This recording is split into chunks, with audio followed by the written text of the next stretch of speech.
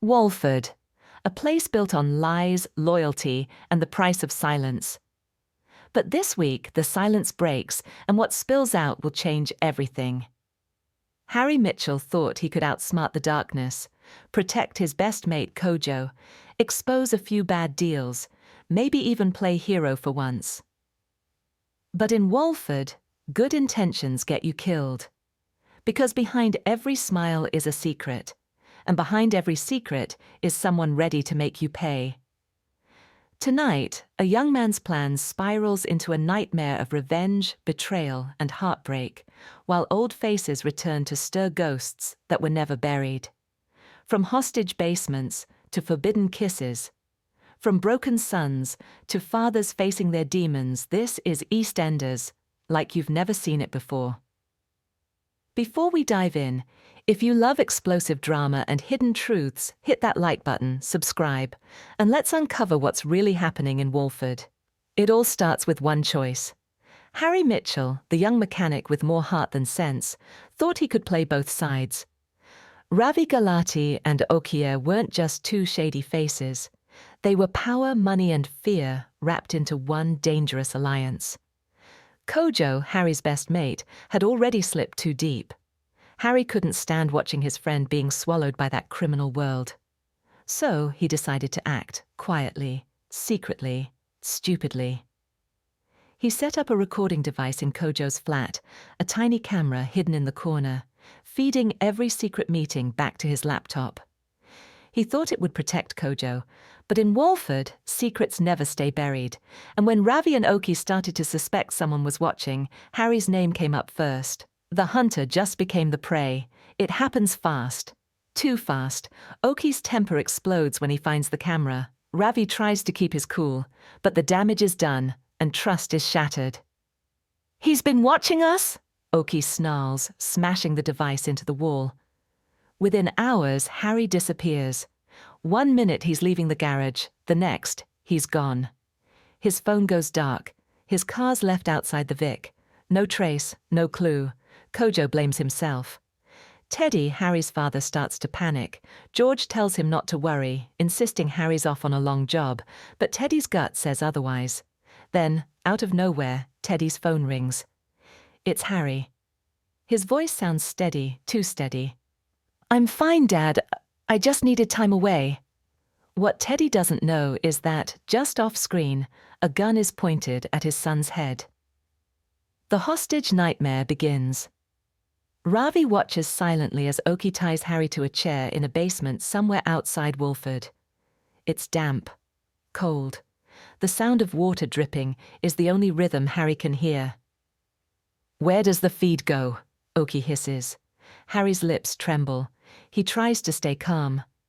But when Oki slams his fist into the wall behind him, the truth spills out of the laptop.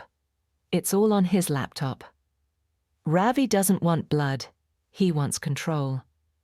"Delete everything," he says. But Oki's not satisfied. Not yet. He wants Harry to suffer, to feel every ounce of fear he caused.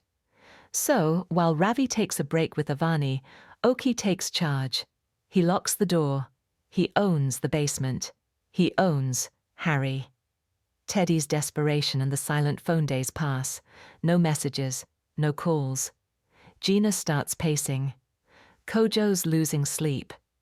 Teddy's frustration turns to rage. Why won't anyone listen? He goes to George shouting, begging him to check every lead, but George only repeats the same words. "He's fine, Ted. Let the boy be." But Walford knows something's wrong. Word spreads. Someone saw Harry's car near the docks. Someone else says they heard shouting near Oki's warehouse. And then another call. Teddy rushes to answer, but this time it's silence. Then a distorted whisper. "Dad, don't look for me." The line cuts. Teddy's face drains of color, because in the background he heard something faint, the echo of dripping water. Oki's cruel game with Gina. If this were any other story, this might be where help arrives. But in EastEnders, help always comes too late. Gina, desperate and confused, bumps into Oki by chance outside the cafe.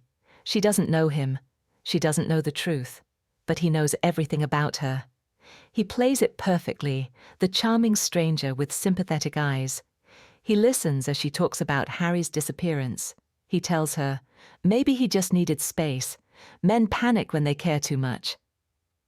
Behind that grin, Oki's plotting something sick. Every word he feeds her is another knife twisted deeper into Harry's sanity. Because back in the basement, Oki tells Harry all about their chance encounter. He describes Gina's smile, her perfume, even how her hand brushed his.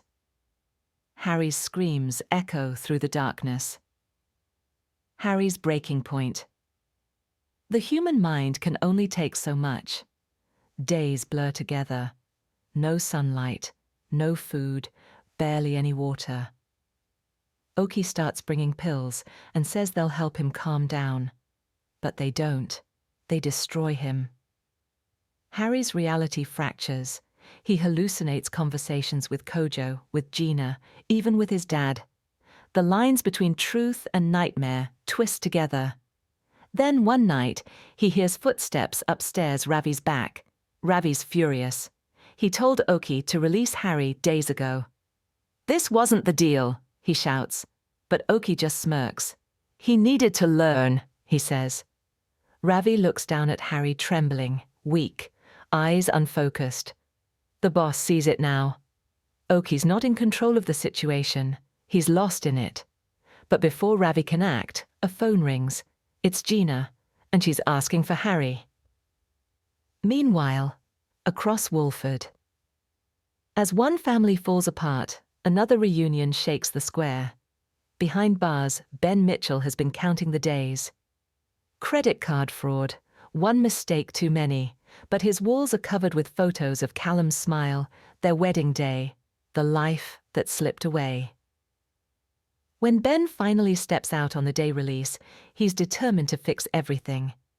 But Walford's changed, and so has Callum.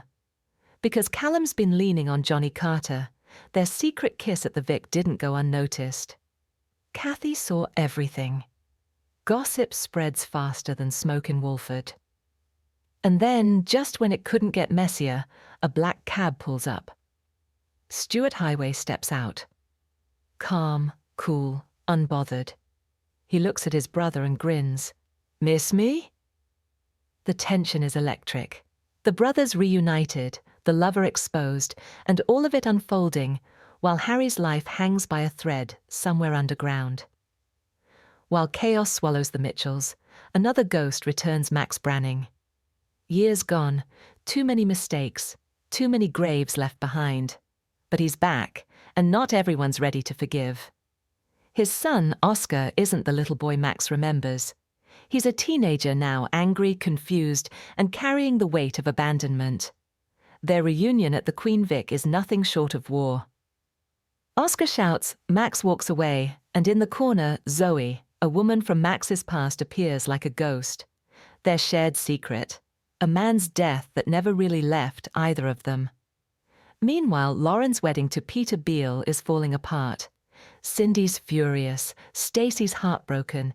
It's chaos layered on chaos, because every lie told years ago is crawling back to the surface, and at the center of it all, Oscar, desperate for love in a family built on betrayal. Back in the basement, Ravi's phone lights up again. It's a message from George. "We need to talk about Oki." Ravi's face goes pale. He realizes George knows something. Upstairs, Oki hears a knock. He opens the door, expecting Ravi, but it's Gina. She followed the clues, the lies, the charm. And now she's standing face to face with the man who's been torturing her boyfriend.